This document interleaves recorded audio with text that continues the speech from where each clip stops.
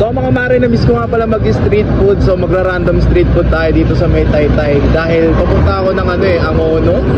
Kasi magre-relax ako, kailangan ko ng hangin. Nagutom ako bigla, kaya mag-street food muna ako. Tara, kumain niyo ako. So guys, dito muna tayo unang titigim dito sa may kwek-kwek. Ayan boss, bigyan mo nga ako boss ng isang kwek-kwek boss. Tapos, ano to boss? Dugo, eto dito ako sa isaw. Mga 4 na piraso. Joke lang, 2. Opo, initin po boss. Alam mo boss ang gusto ko ha. Yun oh. Isaw po 2.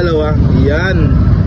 So syempre, dahan-dahan lang. Mga mare, ito na nga pala yung pupudripin natin. Yung unang bibirahin natin. Yun oh. Liliegan ko lang to. Suka.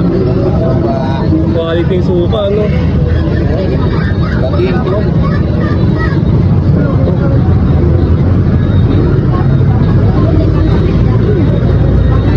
Musok oh. Talagang pinainit mo, ha? Oops.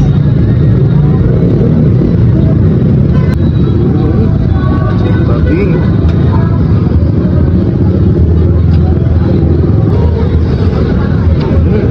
Sabihin natin itong kwek-kwek. Wow.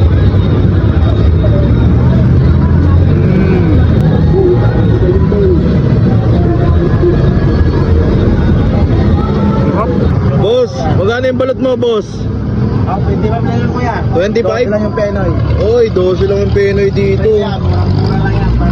Sige kuya, bigyan mo ako ng isang penoy, isang balot. Yun oh. So guys, unahin natin yung balot. Oo, yun, oh. Talagang Uy. ano, oh. Ito yung balot na masarap. Tapos, suka mo lang suka, tol. Mayan tol oh. Yun, oh. Wow. Ay ko.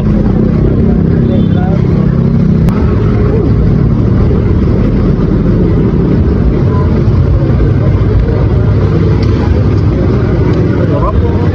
Order din ako dito ng penoy. Yun, oh, pene, oh. Siyempre ito, wala na po sa pag-roll. Pangmasa, no? Masa pa rin to, tol. Ito yung wag na wag mong kakalimutan pag mag-street food ka. Sarap oh.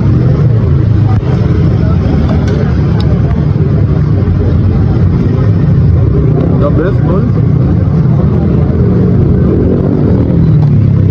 Panalo. Sa mga mare, inom na tayo ng palamig dahil wala na akong makitang street food dito. Sayang, wala dito yung mga hinahanap ng street food eh. Pero okay lang yun, di ba? May next time pa naman tayo eh. Next time, kasama ko na yung bebe ko. You know.